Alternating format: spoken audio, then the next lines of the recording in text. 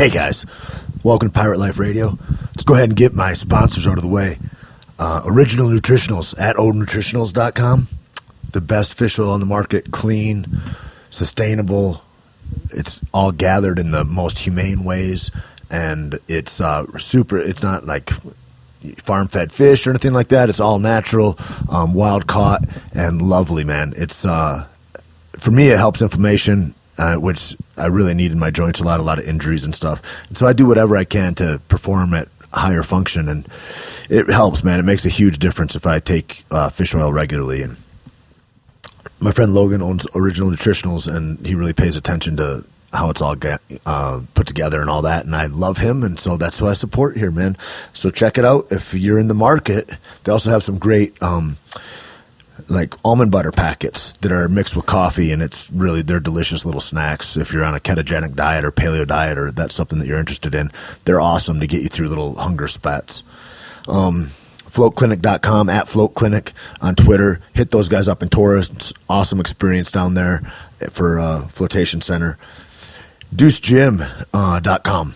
Find them for great workouts of the day, and also a fantastic blog written every day. The stuff the guy produces, Logan writes most of these. He and Danny Leslie, Danny throws some in sometimes, and it's phenomenal, man. It's inspiration at the touch of your fingertips, and a great workout. Like, check him out every day, man. If you want to see how the people at the tip of the spear are operating, hit them up. UndisputedFitness.com. If you're in northern New Mexico, Santa Fe, New Mexico, there is no better place. And they've got it all. Like, whatever you need down there, they put it together, man. Nate, Heather, Ruben, Lorenzo, Luis, they all smash it out there. We got adaptive athletes galore. Lorenzo runs that program. We got strongman. We got CrossFit, kickboxing, boxing. And we do sticks. Original Dog Brothers founder, Arlen Sanford, Salty Dog, he put a stick course together, and so that happens on Sundays, and hit them up, man. They're welcome. Anybody from brand new beginners, any levels, any of that. It's awesome down there. And so Nate puts videos up a lot on his Instagram at Nasty Nate Harris, I believe it is. Anyway, UndisputedFitness.com. Check it out. Website's getting revamped shortly also.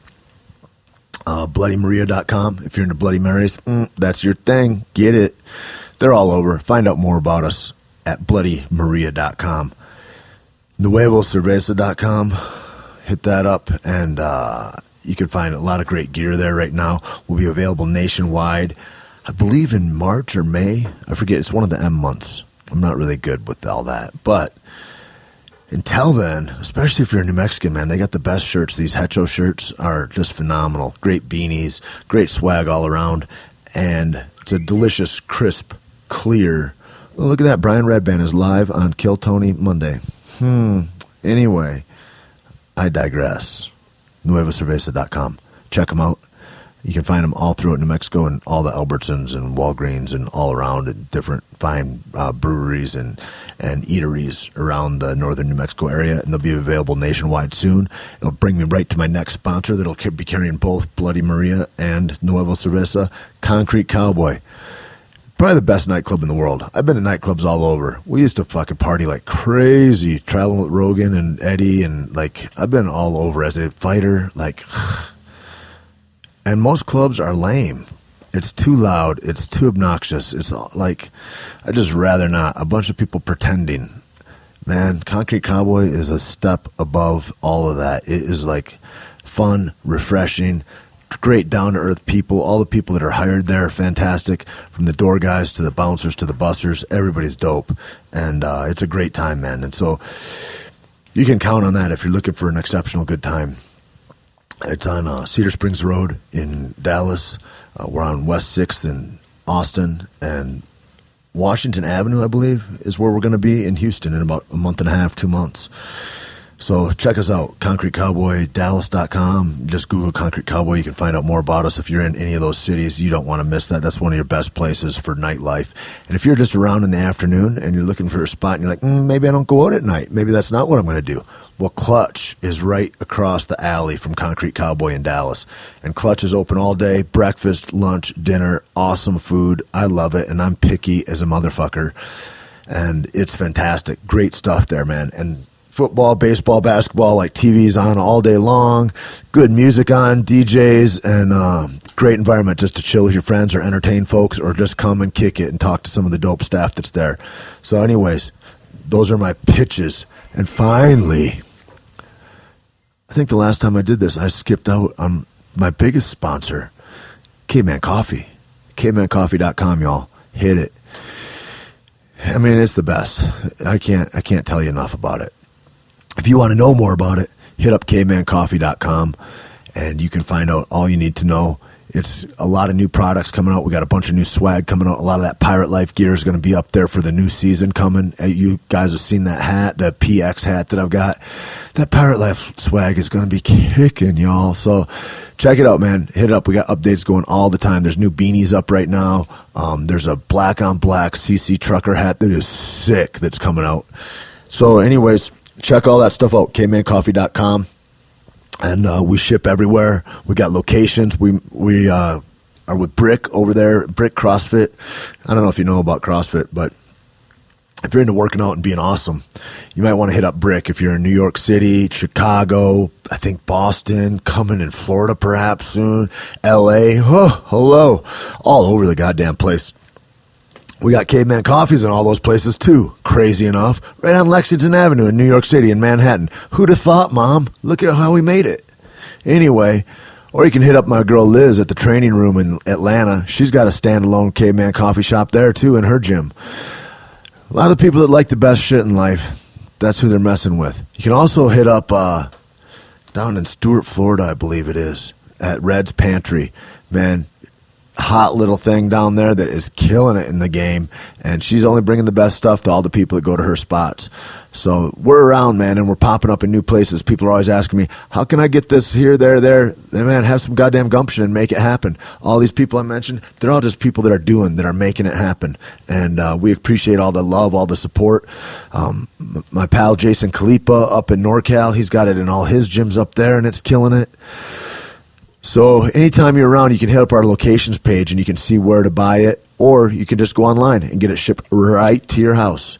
Delicious, single estate coffee, paleo, high performance. Come get some. And now, I want to introduce my good friend, Brandon Six Gun Gibson. I get confused a little when some guys go, hey, I was just training with Six Gun the other day. I'm like, Six Gun? Because I know him as my friend Brandon. And who Brandon is an elite striking coach, mentored and raised by the great Mike Winklejohn himself. And also, Brendan's got quite a background before he met Mike, I believe, too. And a great Dutch kickboxer, Hein, is Hein Smit. If you can't trust a name like that, I don't know what you can trust. But he's like a genius and also a killer as a kickboxer. One of the best kickboxers I ever sparred with. And we'd spar regularly. And he and Mike Justice were probably the hardest rounds to kickbox with. Out of all the guys in the room, out of everybody, like just amazing, dude. So, anyways, Brandon's on the web or on the podcast today on Pirate Life Radio, and he's just one of these exceptionally humble martial artists. And he's got such a list to his name. I mean, if you look at John Jones' Instagram ever or Carlos Condit's or whatever, the guy putting together all the beats behind that striking is Brendan. He's holding the pads. He's the guy behind it all, and he puts in endless hours. He's got a beautiful family. And he's been a staple at Jackson Winklejohn MMA for as long as I can remember. And I remember sparring with Brandon back in the day, and he is exceptional. And he's not just like one of these coaches. Like a lot of people think that coaching is just efficacy of how much you can put together and give to somebody. It's so much more than that, man, because it's a head game. And it's getting inside somebody's head and helping nourish and grow them to the best of their abilities so that they shine when the minute comes and the bell rings and it's time to go. Because there's not later and there's not before. There's right now. You need to be the guy. And Brandon's a guy that brings that out in guys. And he's one of the greatest assets, I think, to athletes and striking at Jackson Winklejohn MMA.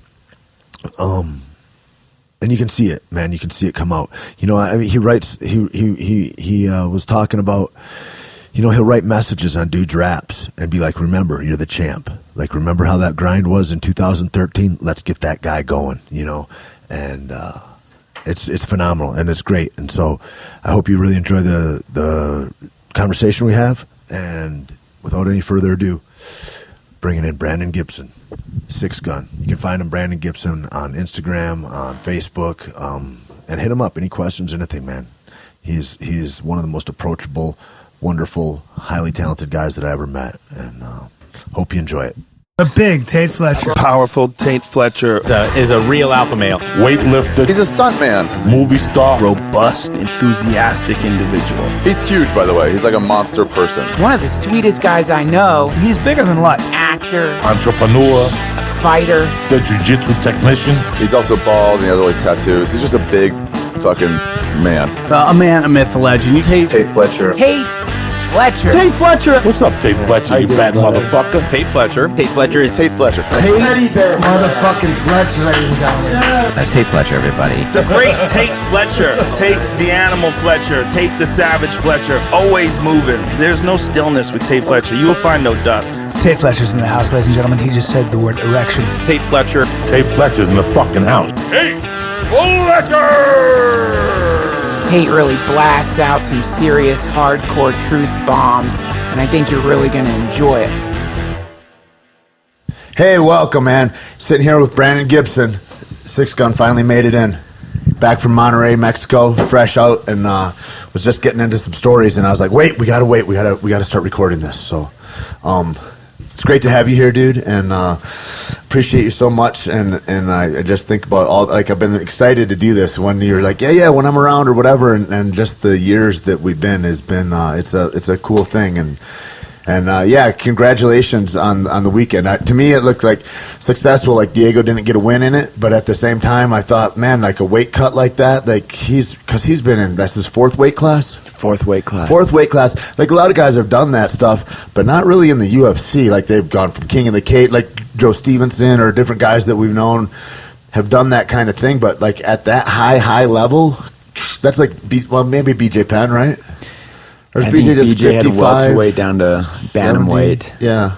But then he fought Machida at light heavyweight. Yeah. There's some wild stuff. He doesn't care. Yeah, Diego's the first guy in the UFC, 4 weight classes. Crazy.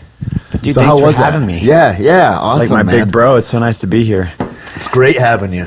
Whenever you think of big, I always think of Hind. Oh, I was joking with Greg about that the other day, saying Alistair hit me with a pretty good leg kick. And I said, it's been a while. It's probably been since Hind that I've had a leg kick this solid, where probably take 2-3 weeks for that deep bruise to show up. Yeah, he was amazing, man. What a great guy. Where is he now? In Oregon, Portland. Okay. I see pictures of his house and stuff, and his family and all that up there. It's great, man. He'll be that guy walking his kids down in the stroller. Nobody knows what a lethal dude. That's what I always say to people. I'm like, some of the toughest guys, like maybe it's your orthodontist, maybe it's a chiropractor, and you'll never know how dangerous that guy is. Some of the most dangerous guys walking around are just like regular guys. Nobody will ever know their name. Yeah, and then the opposite of that is like if I saw you and Keith walking down the street together, Right. You expect a lot from us. And we're going to let you down, probably. Yeah, that's why you got to smile. So, like, if you look like this, I was telling somebody that, I was like, you just got to smile a lot. I go, he was talking about the work requirements for his job. I said, work requirements for me are simple. You just come in, you're smiley, you're helpful, and you just do all your shit. And he goes, well, maybe all that stuff except for the smiley part. I said, that's the number one thing. Without that, we got no conversation. I go, looking like you look, I mean, believe me, I walk around looking like this. If I don't smile first, people think I'm about to mug them. Absolutely, and I think I'm like the opposite end of the spectrum where nobody believes that I train some of the baddest dudes on the planet, but yeah, I love smiling. Also one of the baddest dudes on the planet yourself. You're one of those guys, like you say, just sparring Alistair. It's like, there's not a super heavyweight like that's laying a leg kick on you unless you're dangerous to that guy. You know what I mean? Like, you only get that kind of love if you're like, he's not doing that to just anybody. That's He's right. like, here's a guy that can take it and who's a danger to me, and I need to chill him out. Like, that's what that is. Like, that's all that is. When I hear that, I'm like, yeah, of course he did. And hopefully we get him prepared right for JDS. Yeah. And yeah, I'm trying to give him that look right now. I bet rather smack him myself in the gym once or twice than have that happen fight night, obviously. I love how long he is against that fight with JDS, because his length and his that's really where he's solid in that way. Like, the way he fights long with his legs, like Hind kind of like. with that, or Mike Justice is another guy that Yep. comes to mind like that. That's a rangy fighter, whereas JDS, he's got good hands and he's fast, explosive, and all that, but he's not outside like that. He's plotted too, and the biggest thing I've seen with Alistair has been his footwork. Cool. Ever since he joined up with Wink and Greg and myself, we've just been getting him moving. He had that K1 style where he was plotted himself, and And he got to be the biggest guy in the room. And so he was like, Absolutely. I'm just going to mow you down. And that's great until you meet with a guy that is really good at footwork. Exactly. And then let's complement his strength and power and technique with some great footwork. And, we're planning on taking him to the heavyweight title. That's so sick. That's so great, man. It's awesome to have scientists like you guys in the room that are all looking at it from different angles and going, well, what about this? And then guys that are just saying, yeah, put me through your experience. Like, I need something new to come into this as a new fighter. And it's kind of, I think that it's like, it to me, it's the same as like spirituality, or it's like nourishment of any kind, is that you can't breathe yesterday's air. You Yes. know, I got to have a new experience For today. sure. And as an athlete, for sure, and that's the hard thing, I think, with the superstitions that we get involved in, whether it's with weight cuts or training modicums or whatever it is, we get into these rote patterns of like, well, this worked before and I don't want to step outside. And so there's like almost a superstition, you know what I mean, that see goes that. on? I see that 100%. So what happened like for that? Like that had to be a huge thing. Did Diego go through some different feelings then with his weight cut? Like, because he's got his way that he makes weight every time, and he probably doesn't want to step outside of that, but he probably had to do some new protocols for this. Yeah, we absolutely added some new protocols. One of the things that Diego really embraced was the cold plunges, ice baths, cryotherapy, and I thought that was a good balance to the intense sauna work that we'd been doing all fight week Right. too. I wanted his body to recover, and making the weight is one thing. Being able to replenish Performing and is perform another, is yeah. a whole other. And so I was all about that, the cryotherapy and the ice baths, and man, he embraced it like I've never seen They any do other cryo fighter. in town here? Here in town in Albuquerque, and then we also found a spot in Monterey. Sick. It's got to be a big thing. I mean, it's the new soup du jour, kind of. It's the flavor of the day. Like, I've done it only a couple times, and I was like, I don't know, maybe if I was really active as an athlete and did it, like Tim Kennedy, I know, does it every day, and like if you're that active, but the sauna, as far as inflammation, is a huge problem for me. Like, I wouldn't like to cut in a sauna. I'd rather cut in a suit and run or ride a bike or something Sure. like that, or move around in shadow box, because the inflammation that happens, I get more sore in a way. And I would take the ice bath to take that away and kind of push the lactic acid out after a weight cut or whatever. It's cool. And that Winn Hoff, that dude's been talking a whole, like, he's been working with Alistair right now, right? And that's some crazy Wild. stuff, right? What have you seen from that? I've done some of the exercises with Alistair that Winn Hoff has. You almost pass out. Like, yeah. It's like I get lightheaded. Cold submersion, breath holding, very chi based, and it's cool to see it play out in sparring, and I'm really looking forward to it playing out in the fight, because it's really being in charge of just the core of your brain, controlling your heart rate, controlling your respiratory rate, and I guess he was telling Alistair, like, we need to stop being reptilian. A reptile looks around. A reptile's always active and on the move. We need to be mammals. We need to be ready to hibernate. Interesting, huh? I was like, all right. He climbed, I think, Everest in shorts and boots, like no hat, no gloves, no sock. Like he's just like, I just want to see it. And he's taking another group.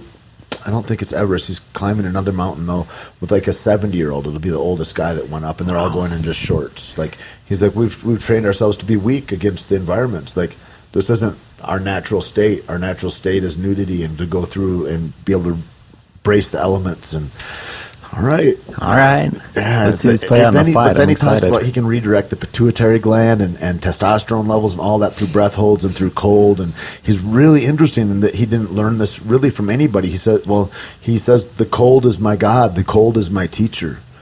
He says the cold is the only teacher I've ever known.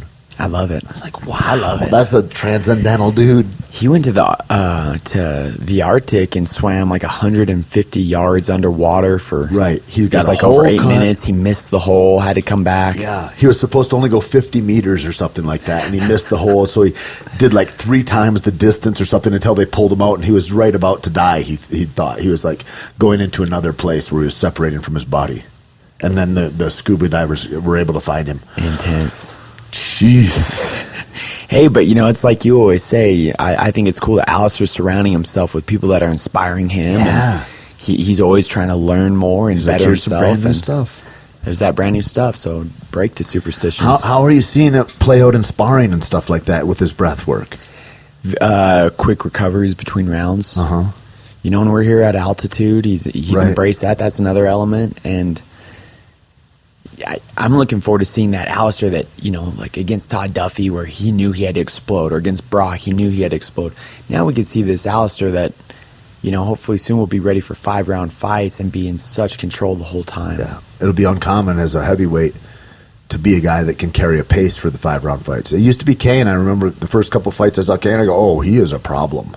Oh, yeah. Like, because he moved like a lightweight with the kind of rapidity of takedown, strike, takedown again, and like he was just amazingly quick and fluid, and then just beset with injuries and stuff like that, which it's hard to come back from, I think, and harder probably for a heavyweight guy to carry all that weight and to have the kind of injuries he's had, And that's another thing that surprises me about Alistair is the health of his body. We were talking the other night, he's had over 90 fights. About that, but yeah. And the wear and tear and the mileage that you think would be on him isn't. And it's because he takes very good care of himself. He has a chiropractor he flies in from the Netherlands to Albuquerque to treat him. And nothing is a expense to Alistair. Everything's an investment, which I think is sometimes rare in a fighter's mindset. Rare in anybody's mindset. Sure. We always think about like, well, if I do this thing, is it going to pay off? And it's like, no, you just do that thing, like that's the thing. It's like everybody's so concerned about being paid for their work instead of being involved in life, and it's kind of like, I don't know, I was watching a thing about refugees on this boat, and I was thinking, well, if you're on that boat and that's where you're going to be for the next several days or whatever, I guess I was thinking, what would you do? Like, you're not just sitting there trying to stay out of the sailors. I'd be like, well, I would try to get involved and help and see what I could do and clean up this or tie down that or whatever, and yeah, you'd be in it. Like, yeah. And I thought, God, that's not really how everybody sees things, though. It is an investment. It's an investment in your community, in your life, and like how you're enriching those around you or being a part. I guess to be a part of. I think a lot of it is to not be alone, because that we're not solitary creatures. Like, how do we get a part of this community? We get active. Absolutely. That's cool about him, man. I didn't know that. I always wondered. I was always worried when he came from Black Zillions, and knowing kind of some of their training protocols, kind of like old shootbox style, and it's a war every day and all that. And I'm like, wonder how that's going to play out over here. Like if he's going to fit in, and then everybody. I think it must have been a breath of fresh air for him, and then a sigh of relief for everybody else. Like, oh man, he's a cool guy, because that's all anybody says is what a cool guy he is. I think it's one of those things, if you're in the right environment, you could blend right in, and if you're in an environment filled with good, positive people, you'll be, with the right mindset, a good, positive person, and you throw me in a pit of snakes. Sure. I mean, it's a real testament to, like, you guys as leaders of the gym, you and Wink and Greg, in that, that John has bought a home here, is that Alistair's made this his home. Everybody that comes back, Kyle Noak, like everybody that is drawn here, Cowboy buys, sectors of land to live here, for God's sakes. It's cool. It is a testament to the brotherhood, the bond of what we have going. Yep. And now there's branches of it, and I think Caveman Coffee is definitely from the same place. Yeah. I feel like it's like it's interesting, Dwayne, that's Brandon and I were speaking about earlier, a guy that he's a great writer. He's writing. If you haven't yet, you should look at it. He writes for Sports Illustrated. Yeah, Dwayne Finley, Sports Illustrated, MMA Junkie. MMAjunkie.com. Yeah. And so he's got an 8-part series on Carlos, and I think he's on the 3rd installment maybe right now. And it's maybe the most beautifully written. I've never read a sports piece that is as articulate and insightful as what this guy does. But it's that kind of thing. Like to see guys pushing it forward like that, it's just beautiful, man. I kind of joke that he's like a combination of his writing styles, like Fear and Loathing in Las Vegas meets Kerouac's On the Road. It's like he's just a rambling man, but he definitely flows well with Carlos, who's a unique dude. Well, he came in last night, and then he got excited about the coffee and all that, and of course you have a few coffees, you get more excited, and I was like, man, I want to do stories with you and Keith about life after fighting, what all that is, and that's kind of what like what Caveman Coffee and our acting, and in a lot of ways, like it's weird the way my career and Keith's career have kind of mirrored each other, or like being on the same road for a while. But it's like, how like here's another expression of how these guys are doing it, because I know a lot of guys that are belt holders that are not super stoked about the life they're leading. They're like, here I am in this place, I'm kind of alone, and because that brotherhood goes away if you're not there and you're not training. Like guys are like, hey, do you go train at Jackson's anymore or whatever? And I'm like, nah, man. No. I mean, and I thought about why is that? And it's almost like I was not repelled to, but I was like, it's like I thought so much of it when I was in it, and I thought it's a little disrespectful to all the guys that are there. I'm not going to go in and be a hobbyist. Nobody respects a hobbyist if you're a professional athlete. I mean, it's like if anybody that's a hobbyist that's listening, I'm not saying it like in a way, but like for somebody to come into a fight gym and go, you want to be about it, is what I've always felt, and I thought it would be disregarding my own safety for no reason in one respect. Like here you are, you're gonna take some whatever trauma is going to happen, and it's going to be full speed, like it's full speed love there, and so like that's going to happen, and then you're not like, these guys are hungry and you're not hungry anymore, and if you're not hungry like that anymore, don't walk in the fucking room, like, and before everywhere that I went, I have to have fight shorts with me. I got my mouthpiece and fight shorts, no matter, I swear to God, I was thinking about that when I got dressed to come down today. I'm like, should I grab my shorts? And I'm like, what a throwback mind that is, because it's like, it's so outside of my realm right now, but it's like anywhere, I had to be ready to go anywhere. You want to train? Sure, let's go train. I just say yes, and now it's just different, man. And so walking into a new way of life, I think Dwayne looking at that, he's like, that's kind of cool too, and because everybody's going to do it, Absolutely. We're going to have to cross that bridge one day, no matter what. Sure. And not all these guys are cut out for coaching. Sometimes I think their logical response is like, Zero coaching ability. I'm a great fighter, so I'm going to be a coach now. But I thought that for a minute, and I go, I didn't ever want to do this. I never wanted to be a coach. I'm here by default because I was an athlete. I'm like, that's not really good. And then I started thinking about who my coaches were, and I was like, you can't carry the weight that those guys carry. Like it's just different than that. It's a different thing, man. And so anyway, it is the thing though. You think I'll just hang up the toughest. I told guys too when I was getting 10th Planet Santa Fe together and at Undisputed, and I was just like, the toughest guy. You don't want him to be your head coach. Because he's there and he's going to fuck up everybody in the room or whatever. He's not like a very tender, and he's an athlete. He's a savage. I'd rather have a really charismatic blue belt or something to run the thing, because that's the guy. People want to be nurtured into that. It's like, and it's hobbyists that then a lot become killers and all that in on the ground in that realm. And that's different than fighting though. Like, don't get it twisted. It's not. I don't know how far I could have ever gone fighting. I had like some. I don't even call it success. I was a fighter. Yep. But I don't think I was ever willing to do what it took for me as as a selfish fighter. Right. To take myself to the next level. Where as a coach, it's always been much easier for me because I'm a giver, I'm a nurturer. That's more suited to my personality and just who I am. To be a support structure for somebody, to be their team. And that's a huge thing. I mean, that's beautiful, dude. And I could give, but I always had trouble taking. I was the guy that would pass up mitts, like, oh no, some other guy needs mitt work more. Right. When I was a fighter, or pass up a private with Greg, just because, Joey Villasenor has a big fight coming up. He needs it more than me. I'll pass it up. Right. Whereas a coach, I'm the guy getting ready to leave. Oh, you need another round? Yeah, let's get another one round in. It's such a nice thing, that giving and receiving and those energies, I think, in that way, in as much as we get into these ideas about what it is and that we're taking from somebody or something like that. And I think what it is like, when I tell guys, when guys offer help to one of my friends or one of my dudes or something, and they're like, no. I'm like, you know how good it feels to help somebody? Let that fucker feel that good. Let him help you. Let him be helped. You know, it's like, it's that throwback to that kind of weird pride kind of twist that happens, Sure. you know? And I'm like, everybody needs to be helpful. Everybody needs a purpose. I've never been more miserable when I didn't have a purpose. And like, let people have purposes around you. Let them help, you know? I think it's huge. And that thing about coaching, I always think about what Greg said. He's getting interviewed by all these guys.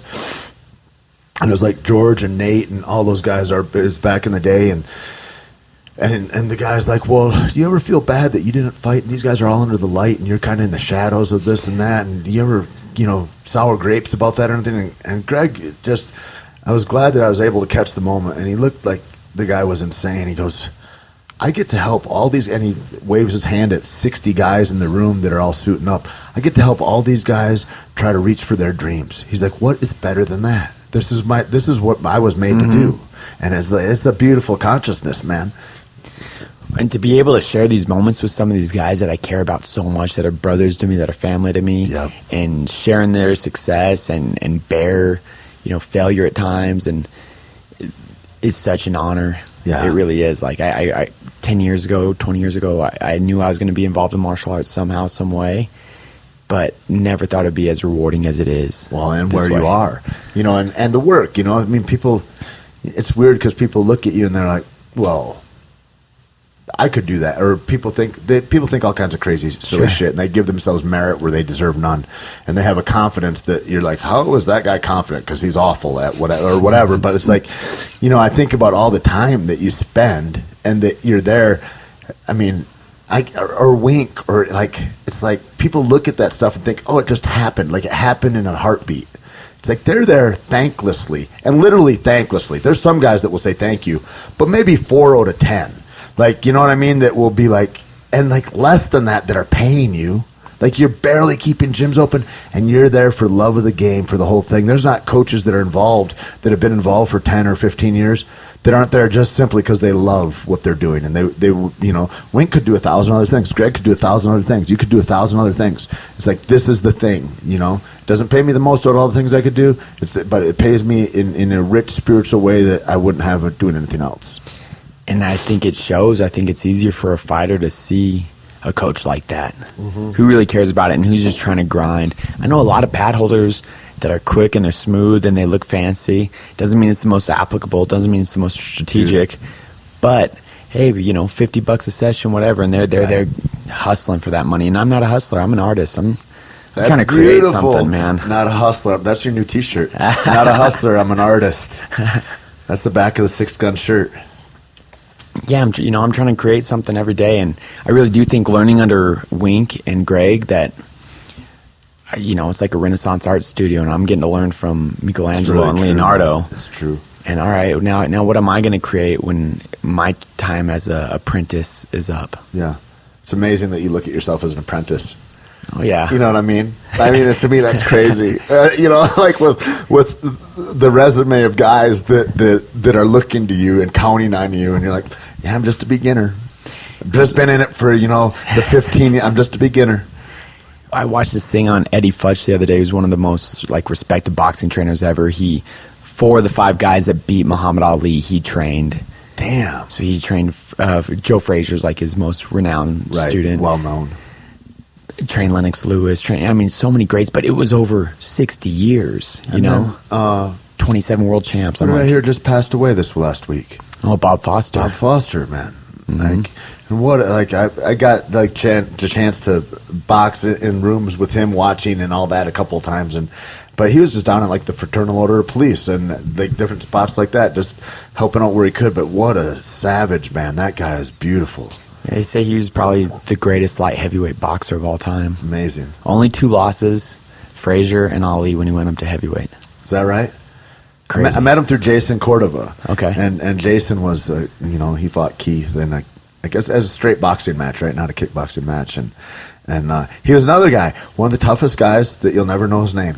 There's a lot of guys that are just out there that work hard as hell, and they're savage as anything, and they're just really meek and just want to help and whatever. And it's amazing. It's a Then trip. they demonstrated a left hook on the back, and It's you just amazing. Well, and like you say about the mitts and all that too. What I saw It seems like it's weird. It gets talked about so much. It feels like beating a dead horse, and it was just like a week ago or whatever. But like Holly and Rhonda, and you look at the road to that, and you look at mitt work and the mitt work that they're choosing, and here's Rhonda turning over every punch, and it's really savage and fluid, and it's like, God damn, and Holly's just kind of relaxed and doing her thing, and it's like, if you're gonna pick off that, you're like,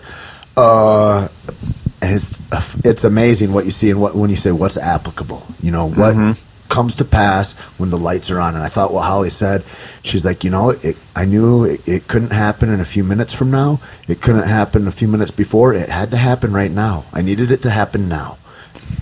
That reminds me of Jack Dempsey, one of my favorite boxers. He said, a champion isn't ready before or after the gong rings. That's how old it was, gongs. But he was ready when that gong rang. Yeah. That sounds kind of weird to say. Bell, gong. Yeah, isn't that great? But yeah, it is. It's true. Sign of the times. Right when that bell rings, that's their moment. That's when you got to be ready to go. Who are you when the lights are on? And then I thought about this with Holly, and I thought about it with Keith when Keith fought Chuck. And that long, interminable wait when you're the first guy in the ring. Oh, yeah, blue corner. And you're waiting. And then the lights go off. And you're waiting. And then, God damn. I don't know if fans appreciate that, but that's a horrible wait right there for me. Like, I'm like, that is not the best way to have it.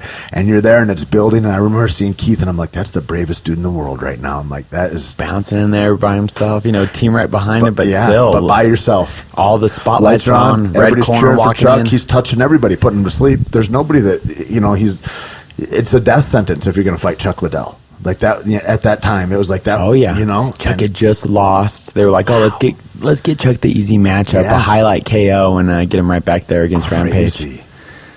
I went to that fight, man. Heck yeah, we've been road dogs for a while, but I used to go to all of Keith's fights, and I was just a young teammate, but I was always there to support. We had a small thing. Yeah, it was a small thing, and I remember road tripping to Anaheim and Vegas a bunch, and I went to Ohio when he fought Rampage, and I would save up my money. Keith would say, "Hey, I got this fight," and it wasn't even so nice to Keith. I'll get you a ticket. What do you need? And he'd buy his dinner after weigh-ins. I'm like, Keith, you don't gotta do that, man. Yeah, I'm just happy to be here, dude. So great, man. And when people ask about it, they're like, why would you want to do that, or what? Like, they're so far from being able to understand what it is as far as the community of guys that you get to be around, that you're fucking have the pleasure and the privilege to be able to be around and grow with. Just to look at it, like, because everybody is a coach in that way, Keith, one of my best coaches, just as a training partner, and just watching the way he walks and reacts and interacts and all that, and you're like, that's the way I want to carry myself.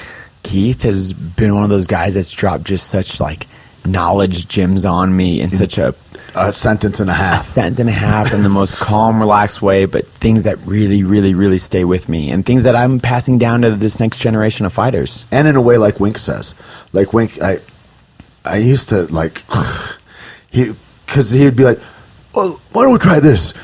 I don't know anything, Mr. Fletcher, but let's just try it like that. And I'm like, what do you mean? You can't keep saying that. He'd always say, I don't know anything, but we could try it like this. I'm like, you're maybe the most winningest guy out there, champion kickboxer. You can't say you don't know anything. You can't do that.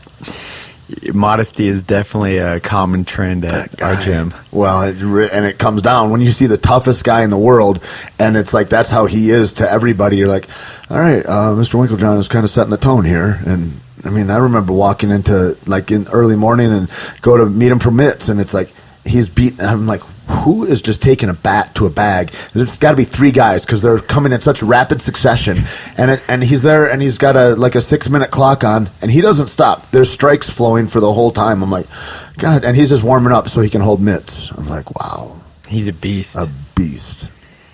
You see that modesty though, even in Holly right now, during her world tour. Obviously that's I've never seen it another fighter before like that, like the way she is. But just so humble. I can't say enough what the real deal she is, man. The real deal.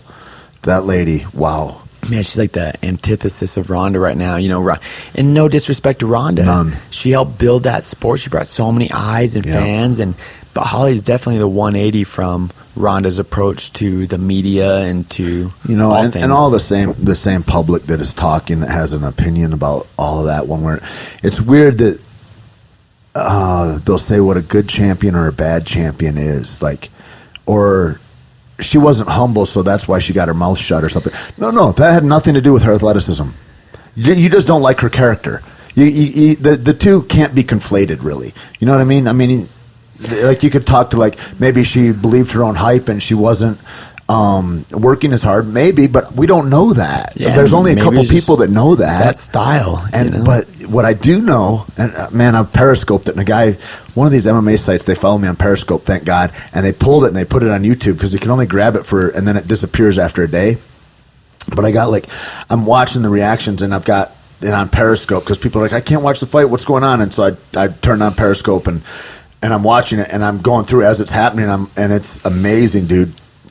But the thing is like, you got this really good. I was so impressed with Ronda. I mean, the way she turned her striking around in a year and a half or 2 years, I've never seen it like that, where somebody got that good that quickly, and I'm just like, wow.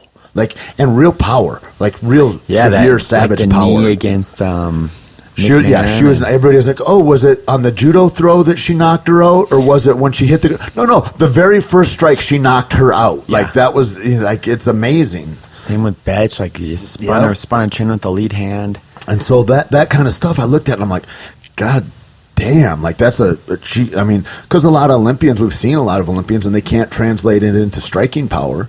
They're great judo players or great wrestlers, but it's, it didn't. And she seemed to transcend that. And then an apex predator striker comes in. This has been where she lived for years.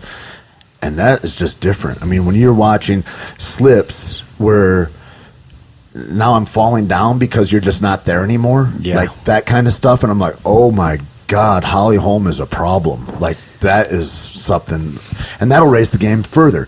I think all the fans that are like this, that, whatever, Ronda brought it there because of her attitude. Like, they wouldn't have wanted a humble champion. No doubt. Nobody wanted that. Like, it wouldn't have gotten to where it was. It wouldn't have been the sellout numbers. It wouldn't have been any of that stuff. But now, as an antithesis, it's kind of the perfect time in that way, where it's been brought up to this thing, and now here's real skill. And so there's real grappling skill, and girls that are kind of like a lot of, I mean, it's like amateur men in a way back in the day, where guys were like, there's only a half a dozen or 10 really top pro fighters that are women, I think, probably right now, and the rest are catching up. It's been a slower go for it, like there was hook and shoot events, or there was a couple, but there just weren't a lot of events. It wasn't as popularized. But at the rate it's going, when they have a high level grappler like Ronda, and now they see striking ability like that, it's like, it raises the bar for everybody, and they're going to be at such a faster acceleration of skill, I think, than the men have been,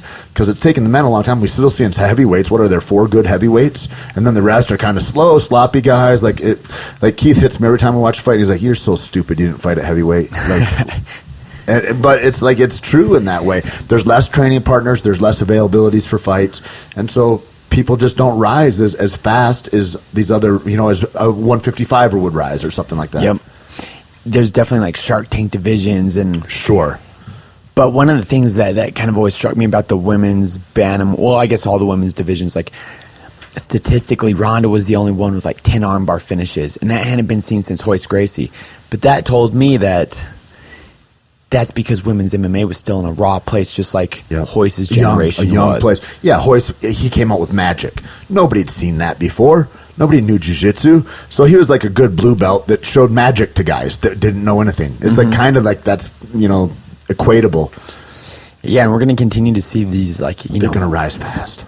I can't wait to see the John Jones of the women's division. Well, and it goes at such a fast rate. I've been saying this for a while. You look at, like, Anderson, untouchable, making, like, I always look at the Chris Lieben fight. Well, he made Chris fall down like 4 times without touching him, like just his footwork.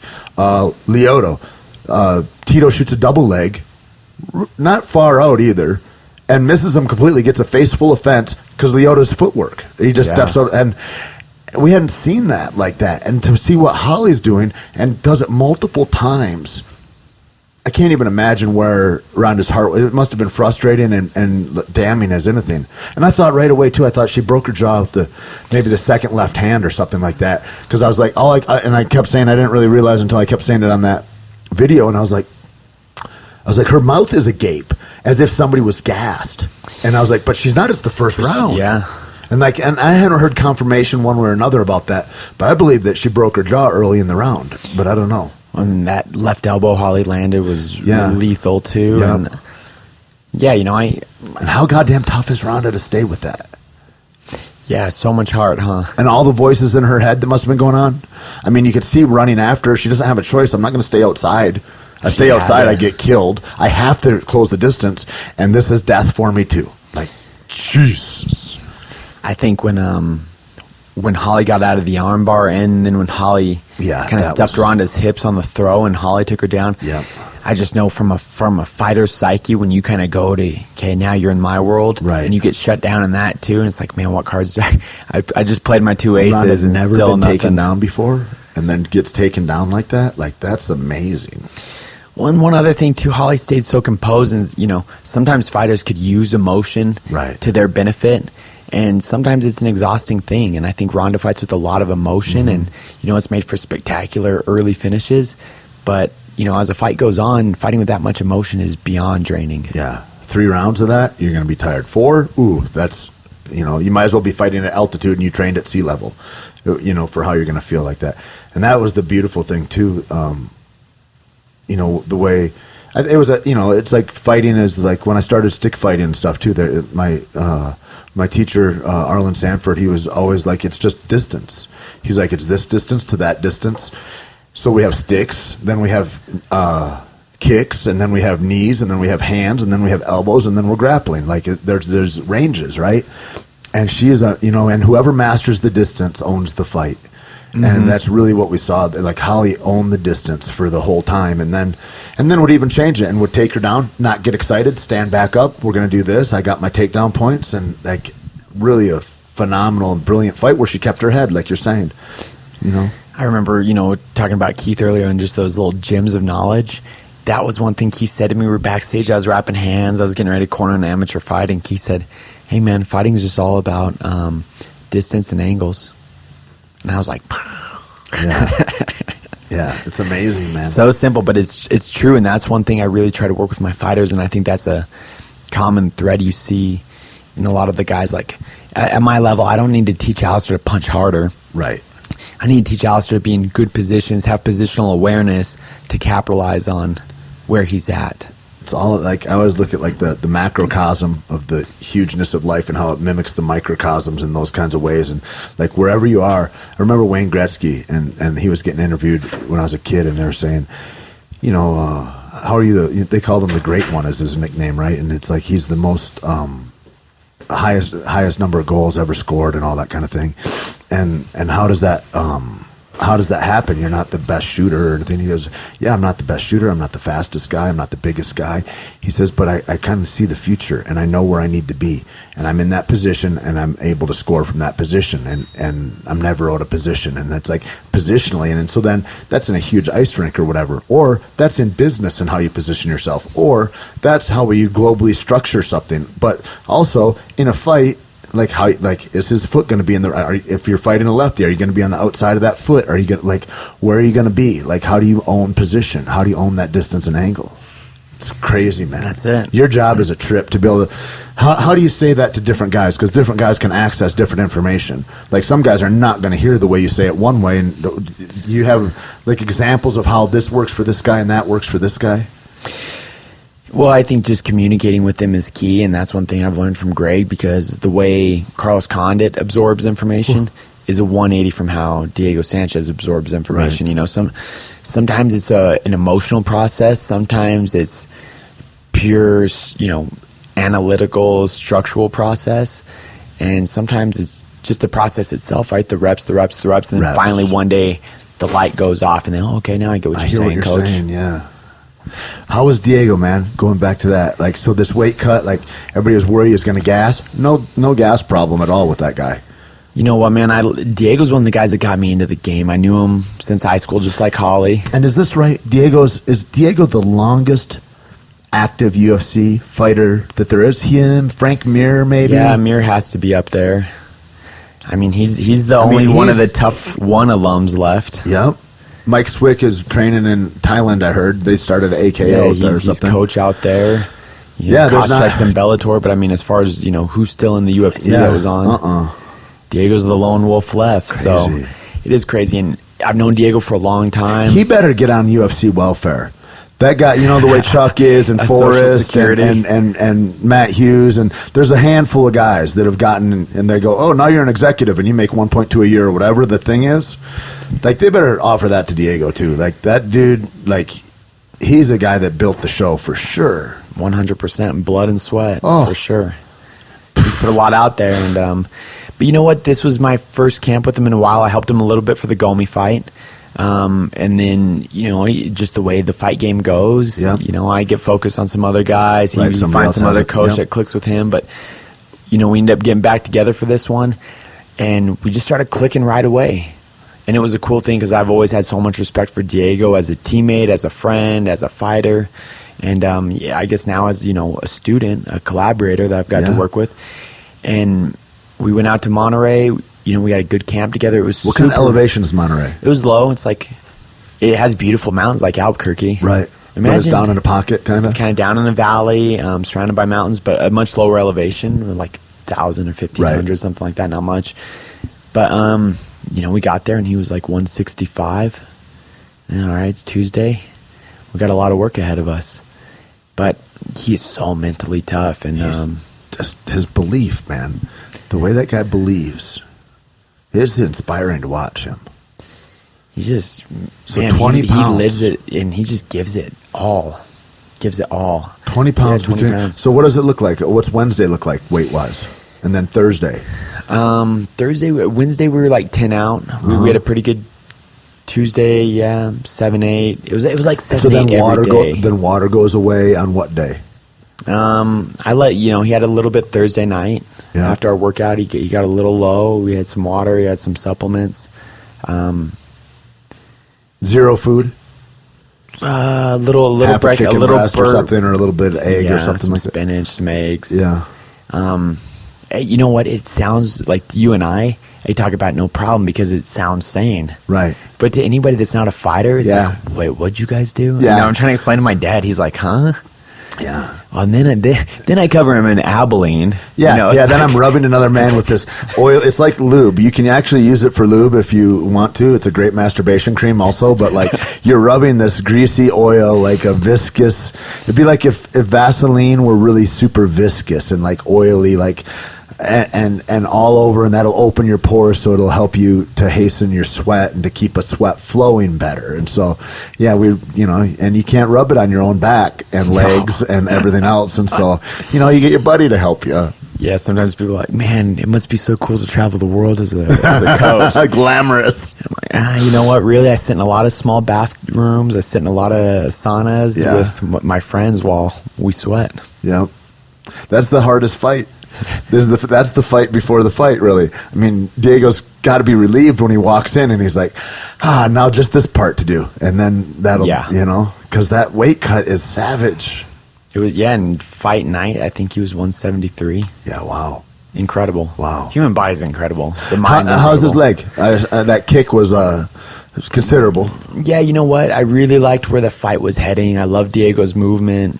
We were talking yesterday and he said, that might have been some of the best striking I've ever had. Yeah. Up to the leg kick. Yep. And, Greg was real happy. I was happy. Diego's a vet, and it's easy to, when you're young, to make the real big gains. He's older now. Yeah, when you're the older guy, to make those 1% gains like Alistair, like Andre, like Diego, like Carlos. And I don't mean he's older because he's older, like age-wise, but his fight age is old. He's had so many damn fights. I mean, it's just like it makes you older. And sometimes it's hard. It's harder as a vet to learn the new moves, the new technique, and new movement, as opposed to being that 19-year-old fresh kid walking in trying to learn this blended style. But I was happy. Lamas was no joke to go in and fight the number 4 guy at a new weight class. I mean, amazing. And we were in it, and even after the injury, when Diego wasn't as mobile as before, I mean, that's when his heart really took over, and it's just like, here I am, come get me. Diego only says yes. He only says yes. Like, if they're going to call him, yes. Are we going to continue the fight? Yes. Or like, I mean, you watch him in that. Everybody talks about that BJ Penn fight too, when he fought BJ, and he went 5 rounds with him. I believe it went to the 5th round, and he lost maybe a TKO at the end of it. I don't think it was a decision. He caught that head kick, and it opened him up horribly. Okay, and people are like, yeah, that and da-da-da and whatever. He was legitimately knocked out. Like, that was a TKO in the 1st round. And only because the ref knew Diego, and because it was Diego, it would have been stopped with any other fighter. Like, BJ caught him, and Diego had to fight out of the hole, out of blackness. Like, I watched that fight again, and to see that, and then he went another 4 rounds after being, like, it was considerable, man. Like, that was one of the BJ. toughest guys ever. Yeah. That time frame when BJ was holding the belt down at 55, that was the best BJ, which says a lot too, because I think he's one of the top 5 martial artists of all time. Yeah, ever. He's a guy, got his black belt in 3.5 years or something like that, or, you know, it's just phenomenal. Went down, won the worlds as an American in the black belt division when he was a brown belt, and then got awarded his black belt after, I think is how that went. Yeah, phenomenal athlete, one of the best that the sport's ever known, for sure. And not one-dimensional. He was a guy that learned everything. He got to be a great wrestler, and he got to be a great striker. Like, he was not like one of these unilateral guys like a Matt Hughes that's like, got good at wrestling, and this guy kind of ground and pound, and this is what I do. Like, what do you think, too, like, coming out now with, who is it? Is it Kimbo that's going to fight Royce Gracie? Oh, no, Shamrock and Gracie. It's Shamrock. Again, yeah. How crazy is that? If you're Bellator, and you just got papered up, right? You just got, we're going to sink in $100 million or whatever it is. It's like Viacom owns them, right? We're going to have what's tantamount to a circus show as our main event. Like, basically. If I'm on an undercard, I want to be the main event guy. Not on that show, though. No. I mean, you made it, it's like it's like they're debasing their own show before they even get started. I was saying that about the Kimbo Shamrock. Like, exactly. If there's any good thing, it's at least some lights get shined on maybe some younger guys that deserve it, some of the future. Even when they did Tito and Stefan, that wasn't great either. No. Those are bad choices to make, guys. I don't think we're highlighting where our sport is going. When No, they're showing that. artifacts is what they're showing.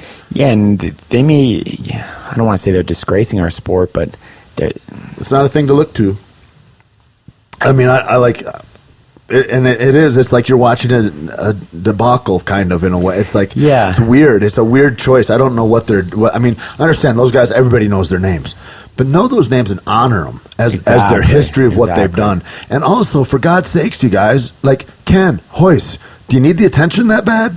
Like, you look like Paris Hilton out there trying to do a sex tape to get some attention. Like, that's what this is. This is ridiculous. Just be who you are as the guys that they made the UFC. They brought that to light. Damn, Tito, like, all those guys are, like, historical heroes in that way. For sure. Be that. Go on to the next. That's the thing, too, that spurred me on to go, okay, you got to stop this at some point. And fighting, you'll either stop it proactively, and you'll proactively move into the next part of your life, or you'll be fighting in fairgrounds again, and you're going to be at another point, and fighting will choose when you stop, because you'll no longer be viable at all. You want that? Wait around 5 years, Tait. See what happens. And I just saw that, and guys like that, I saw the future of that. Saw beautiful dudes like Don Fry, who's really damaged and he's hurt, like, and he's one of the savages of the sport that I always looked up to. And I look at those guys, and I'm like, it's staying too long. And there's that hunger where you want to train and you want to fight and or where you've got such low self-esteem, which is I think the case in some of these cases, where what else would I do? Yeah, because you're scared to try anything new. And that ego fucks guys up, man. And that's a sad thing. That's why that does bring me to why I'm so excited about, like, Caveman Coffee working, or fucking anything else, like anything outside, and going, you got to be like, I didn't know anything about coffee. Like, you got to step into new grounds, into new territory, you know. I don't know. What, yeah, you were able to apply the same things that made you make it to the UFC. Sure. To those disciplines, man, and those are all gym lessons for me. You know, all of it. You're right, the ego of it all. Making that walk, seeing the bright lights. Yeah, it's all ego. And what are you seeing? I was wondering too, because I dipped out and then things got really crazy, right? And so then even more guys that were like, I see George St. Pierre under the bright lights. I want to be that, and they walk into the gym thinking they want to be a fighter. How many guys that came from zero disciplines, like, because before back in the day, if you're going to walk into Greg's, you better be good at wrestling, or you better be good at jiu-jitsu, or you better be good at striking, if not all three. But if you don't have any of those, you're just going to get beaten out of the gym probably, because you're not a worthwhile training partner, so dudes don't want to waste their time with that, and they can't bring up somebody from the bottom, really, in a way. You've got to have certain efficacy at certain levels. Did that change at all, or how does that even out? That's the other reason about not going back to Greg's. It's like, these guys are, this is a different level. These are guys that are doing it for a different reason. They want to make their life this. It's not playing games. Yeah, it's real easy to see the guys that are there for the right reasons and the guys that are there to get a fucking Instagram picture up. Yeah. Like, so easy for me to weed that out. It's very noticeable. You've seen that movie a thousand times, kind of. Whereas a guy like Phil Hawes that shows up, and I'm not going to tell Phil's sob story, but I mean, a lot of these guys come ready to give it all. Give it all. Yeah. It's like Russians, I think, in that way. It's like the downside for a Russian, there's steeper consequences than if you're an American. Like, you know, your choices are more limited. Like, those guys are really, I mean, I remember when I would look at the videos of the free runners, the parkour guys from Russia, and it's like, there's no way that dude does that gag twice. Like, and they're hoping with their YouTube videos that somebody sees this, because it's going to be the craziest shit that breaks both their legs or whatever. Like, but they're going to do it because it's their only way out of kind of not such a great life in some cases, you know? Every Dagestan or Chechnyan guy I've trained has a whole different mindset. Different mindset. I'll never forget Winklejohn and I were getting ready to corner Rustam for his UFC debut, and he's just jovial backstage. Like, we're on the walk, Bert's getting ready to yell at us. One of the most intense moments, like, just leading right up to that fight, right? That curtain's down, the cameras are ready, they're giving you a countdown, and Rustam just looked like he didn't have a care in the world. And I remember he told me, like, why would I be anything but happy in this moment? This is my dream. Yeah, that's rad. And then I remember Adlan Almagov one time too. He's from Chechnya. You know, somebody was saying like, "Oh, the MMA, it's life or death," blah blah blah. And he goes, "No, it's not. This is a sport." When I was a young kid and the war was going on, I watched my grandma's house get bombed and she was buried under rubble, and we had to pull her out. Yeah, that's life and death. Yeah, that's different. This is just sport. Yeah, I always get upset whenever dudes be like, "Well, that's like, you guys like warriors." I go, "Don't ever say that. No, like don't lose the Cage Warrior T-shirts, guys. All that shit. Like there's people that are out there that like the Tim Kennedys, Brian Stans, and those kinds of guys in the world. That's different shit, man. Like, that's different shit. This is a sport. Yeah, Tim's one of those guys I've been fortunate enough to work with a lot. You know, I've got to corner him, and I have so much respect and admiration for Tim. But yeah, Tim was the first guy that's like, no, this is a sport. Right. Well, Hugh talks about, and Brian too, Keith was saying when we were talking a couple weeks ago, and he's like, you know, Brian was like, yeah, I gotta, he goes, how do you feel right now? Like, are you, and Brian's like, yeah, it's nothing. Like, it's just like, I'm going to walk out and fight, whatever. And he's like, and Tim said that too. He's like, I've got to actually get ramped up to be able to get into any kind of flow state. Like, I need to get excited. I need to work. It's not like where most fighters like, okay, let's stay calm. We're going to go on the walkout and just relax. And you hear relax a lot as a coach, you know, coaches to fighters. Like, that's one of the biggest things you hear. Just relax and breathe. And these guys are like, okay, get ramped up. Let's go. Come on now. Bring it. Like, because there's consequences of the way they play is way fucking different. That's their buddy might get killed next to him. Like, that's a different kind of consequence than I'm going to get a black eye, get knocked out, whatever the worst thing that we've seen happen in the cage happening. That's training for them. That's not go time. Their go time is serious.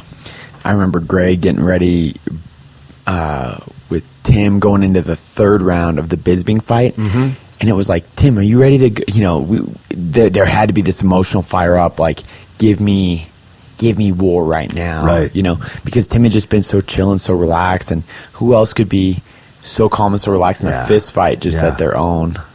Yeah, with a savage like Michael too. Like he's the guy that likes to bring it.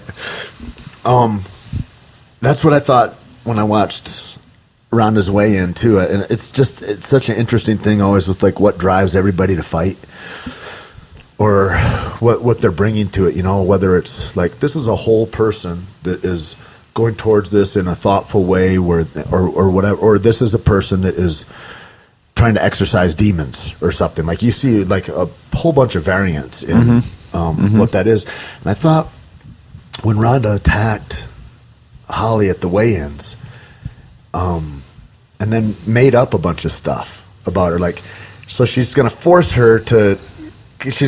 her card and force Holly to make a reaction, which Holly just stands stoic, basically. Yeah. Like, it's amazing. What, like, awesome. She's like, really? Why are you acting like you're 12? What, and it's like a grown woman and a little kid throwing a tantrum is what it looked like. And then Ronda goes back, see, I knew you were a bitch and and I'm like, wow. And then the thing that she made up about Betch Carrera, and she made it up about her dad. Like, not that her dad, you know, killed himself, and that's a horrible thing, but Betch just said a thing like talking shit like a fighter would do, which was, you're going to wish that you're just going to want to kill yourself after I get done with you in the cage.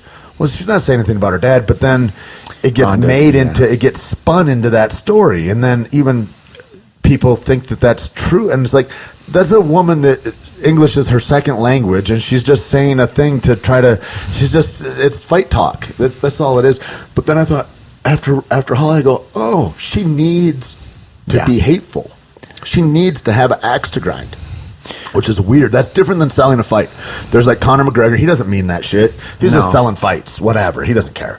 But then there's that, and I'm like, there's something very displaced in that psyche that needs that to happen, is what it seemed like to me. Trying to find a fire. Right? Did you see that too when that... Yeah, no, I mean, when she got on the scale and looked softer than usual, I said, well, that's an undisciplined fighter who had an undisciplined camp, who's letting everything else get in the way and sidetrack it, and now here she is trying to find some emotional stimulus to get amped up for tomorrow night, because... You know, like Ali said, you win that fight way before you hit the lights. That's what Anderson said too. He says, I win the fight at the weigh-ins.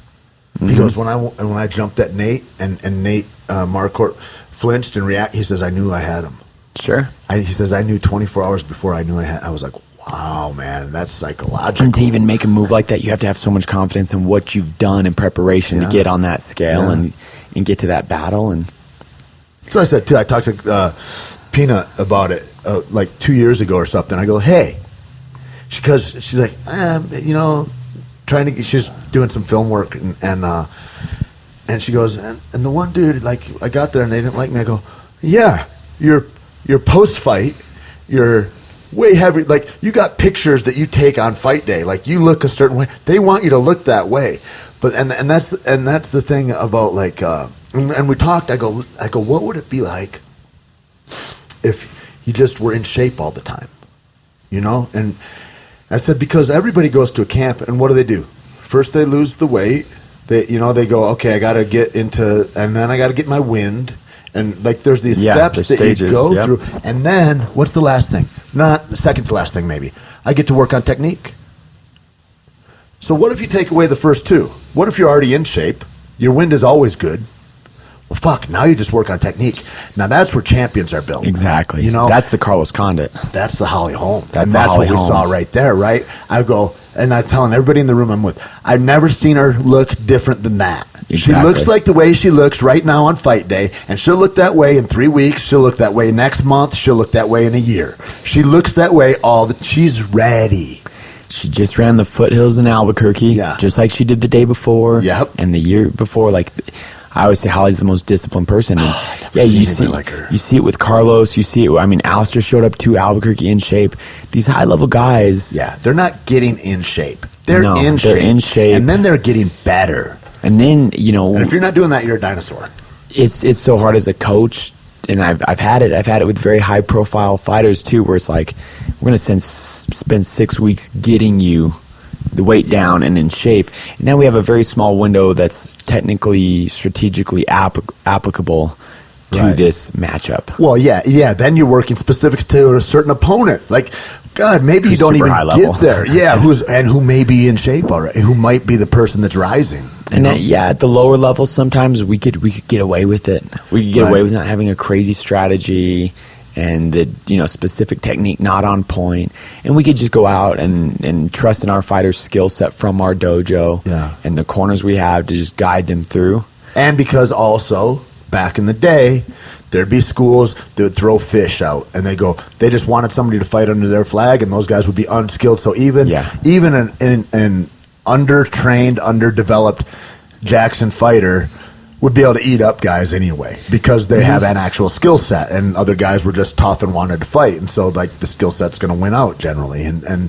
But as we go on, even now the amateurs are amazing. Yeah, they're in. You don't see flabby guys that are just like trying it out. Like there's nobody just trying it out. There's guys working for it, man. And no promoter wants you in your show. Like, who would they rather have? They want guys that look the bit. And so those guys that are coming are skilled and are ready. They want good matchups. And so, like, those days are over, man. That's right. And if you're in that conversation still, it's too late. You're already too late, I think. It's a huge thing. It's a huge difference. It comes down to the lifestyle, and going back to Ronda, like, are you going to live the champion life every single day and make the champion decisions every day? Or are you going to let certain things side? And I'm not making excuses. I don't know. Whatever, yeah. But there's distractions for all of us, no matter if you're a champion or the amateur. And are you going to make those choices that continue to keep you on track to become a champion? Yep. Or are you going to let other things sidetrack you and dictate you? And that's the thing. Everywhere in life, these are lessons universal for whether you're an accountant or whatever. Like, it's like there's people that are like... Everything happens to everybody. It's like, yeah, everybody's got a bad card if you want to look at it. But some of the people that have the worst cards that I've ever known, they would never say they have bad cards. You know what I mean? Because they're just looking at it in a different way. There are people that are going, there's no obstacles. It's just a puzzle to get around. Yep. And then there's other people that are just like, they stub their toe and they're like, I just couldn't remember. I tried it one time and I stubbed my toe. And it's like, okay, just cut it out. Stop it. And I used to try to help those people, and now I just go, you know what? I don't have time. Because that is an anchor. I gotta just go on, and I gotta be around people that are thinking the way I'm thinking and driving, because that makes the biggest impact. Because then that ripple gets bigger, because other people go, oh wow, okay, this is a different way to live completely. I can't beg somebody to come forward. I see it on your social media sometimes, which I love. But sometimes it's like, no, hey, this is the universe. It's bigger than us, man. We are timeless balls of light flying through. You could look at it like that, or you could get caught up on all these small little things and let them overcome you and let them bear you down. Yeah. Or it's like, hey, well, put it into perspective.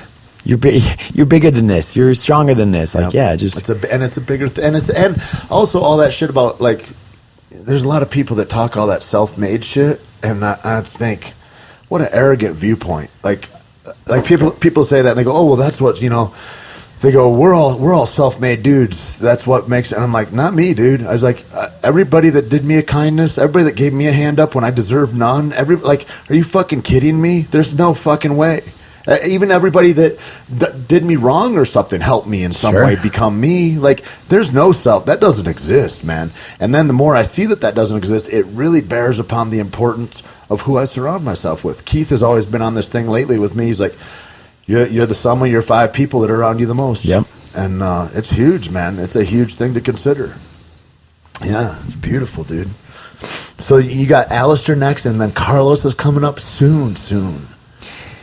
Wait, heck, even before that, I got one of my young guns, Joby Sanchez. Yeah, dude, I met him at I follow him on social media, and then I got to meet him, and what a light that kid is. Yeah, South Valley, Albuquerque kid. Man. And I take pride in all these guys. I train, I love them all, but sometimes when it's just one of our own. Yeah. From right down the street, I've known him since he was 15, and he has a big one. He's fighting a top 15 guy, Justin Scoggins, who I used to train as well. Damn. But Joby's going to go make a statement. He's a little beast. The first time I ever heard his name was Jodie Esquibel. Just speaks so highly of him all the time. And then I love there's like a little montage that I guess Errol Hawani put together of fighters' reactions to Holly. And Joby there, he's like, well, what are you going to do when you see her? And he was like, I'm going to ask for her autograph. and Ariel's like, you know, like that's funny or something. And he's like, "Would it be the second time I've asked? I got one when I was 14 from her." And then he's like, "Wow." He's like, "No, she doesn't remember that. She doesn't know that." But that's such a cool thing to see that he's in the UFC now, and like he's a dude that's like bright-eyed since way back. You know? Oh yeah. You know, it's funny. I found some fight card thing from, I don't know, like 2006 or something that I was on, and Joby was on the undercard. Really? And so we were joking about that, man. Hey, remember back in the day when we were fighting on cards together? Yeah, that's sick, dude. But he's a good kid, and you know, one of the next generation Jackson guys. So yeah. He's 1-1 in the UFC. He took a fight on 8 days' notice against a top 10 dude, went the distance with him, dropped him twice in the last round. Man. We came, you know, close in that. He'd fought Antonio Benuelos, a UFC vet, 10 days before. Wow. Knocked him out. But, you know, I think it was just... Is Antonio from Chicago? He's a pit guy. He's one of Chuck's dudes. Okay, yep. That's how I know him, yeah. And, but so Joby had 2 super quick turnarounds against 2 very tough dudes, and we came up a little short, but went out there for his last fight, fought a guy from Boston, from City Dong. Yeah. Delagrati's gym, and we got a win there, and yeah, we're ready to just keep climbing. That's the super thing about Joe Silva and Dana and those guys is that a guy like that shows that kind of heart and drive, and he's a guy that's driving to win, not just to not lose type of fighter.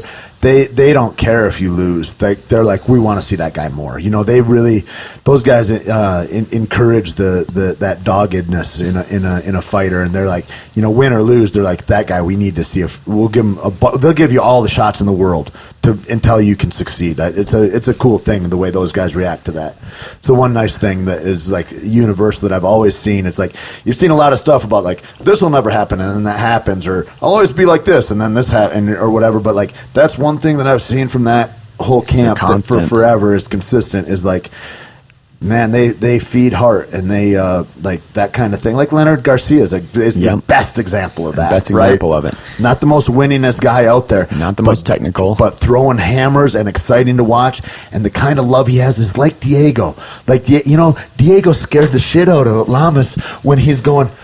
Like, Lamas is sure he broke his leg or something. He's like, and Diego's like, yeah, fucker, come. I'm still here. And man, like that's a different kind of savage. I can't wait. I think Diego can be a real force at that weight. I think I do too. He gets his weight together. Like he stays in that spot where it's like he's not getting into shape. He hovers around 160 all the time from now on. Not gonna have a long layout. I mean, he'd been out more than a year and a half. He's had how many surgeries? His shoulder surgeries. Like he's been through it, man. Yeah. It's not like that's really incredible. A heavyweight like Alistair, never really big injuries. Like that's a uncommon as anything. Every one of my buddies has had issues, you know. I never met anybody like that. That's really uncommon. I'm excited for Diego. I think you're right. He's already texted me. He's hungry, and we're just going to get back to work, you know. Just like Dotson right now, you know, we're coming off of a big loss. Yeah. We were hitting pads last night. Yeah. Nothing scheduled yet, but hey, let's take this time to get better. I want to talk to Diego. I want to get him on a podcast. I don't know how I don't want to hit him up after. I was like, just like soon, or I don't know how he's feeling, but like it was a loss or whatever. He walked away without the W. But to me, it was like I was watching a win. Like there were so many things that I liked about it. It was like I was watching my friend win. I wasn't watching one of these things where you're like, oh, that dude should quit. Or I was like watching a guy on the upswing for sure. When we were walking out of there, I'm, you know, helping. I'm being his crutch, right? Yeah, when of course. When we're coming I can't out. even imagine. But that for him to show hurt like that, I can't even imagine what that leg felt like. I was immediately blown up too. But we're walking out, and that crowd was cheering for him so loud. Yeah, dude. And I said, "Stop and take this in." Yes. Stop and take this in, and he did. He gave everybody a high five on the way out, and he really did soak it up. And hold your head up and breathe, kid. That was an empowering moment, you know. Yeah.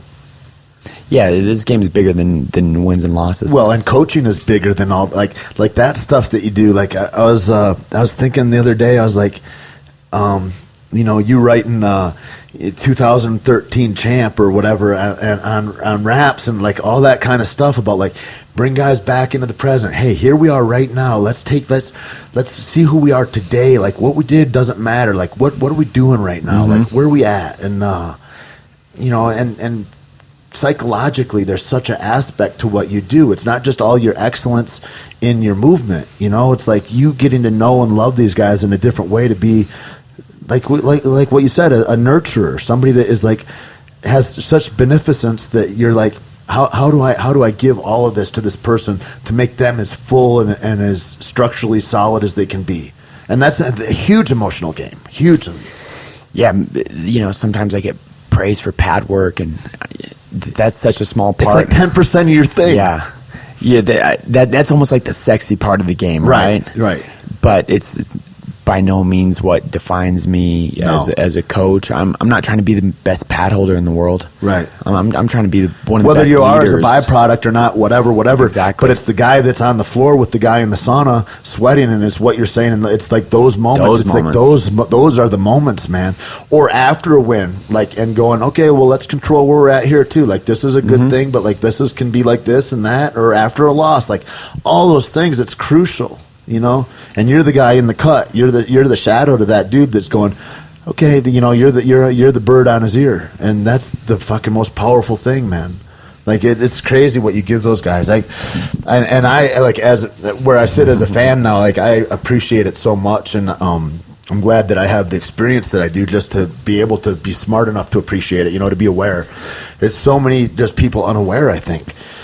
But it's amazing, dude. It's amazing. And that's all right. I don't mind if any, I know that's the thing about you fuckers. Is you don't care one way or another if anybody even knows. That fighter, as long as I see them happy, and heck yeah, we're just sharing this journey. We're just sharing this road, and I think it's a pretty dope road to be on. I hope that you are compiling stuff. I hope you're writing, like journaling, or like, like I would love to see a Brandon Gibson portfolio book of pictures of like, here's the journey and here's what's going on here and here's, if you could get releases from dudes and do that, like dude, that's it's like chronicling history in a way that the Ariel Hawanis and those guys, they'll never do. And I got a lot of admiration for Ariel, and like he made, that's another thing. If you think you can't do something, there's a guy that made his own job. That job didn't exist. He was a fan. He wanted to do this. He's like, I got this kind of background, and he just started showing up and wouldn't not. They told him to leave, and he wouldn't. He just showed up wherever he could. Okay, I got to be outside this door. Okay, I'll be here and I'll wait, or whatever. And then he became a thing. There's one of the most powerful guys in the MMA media. It's huge, man, and it's like it's really this whole sport, man, and it's just this sport because I know it. It's like I'm sure it's transcendent in all these things. That kind of stuff, that hope and belief, and like limitless growth is possible for everybody, man. That's not like a reserved for this guy or that guy. It's just if you say I can and I want to help, like those things go so far.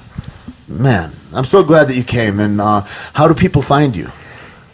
Twitter, Instagram, at Six Gun Gibson. Yeah. Cool. Yeah, where can they buy your T-shirts? You know what? I always do real small batches. I need to get better about it. So maybe what we can do is maybe we can make them and we can ship them out here for you or something like that. So it takes. I know you don't want to think about doing all that stuff, but like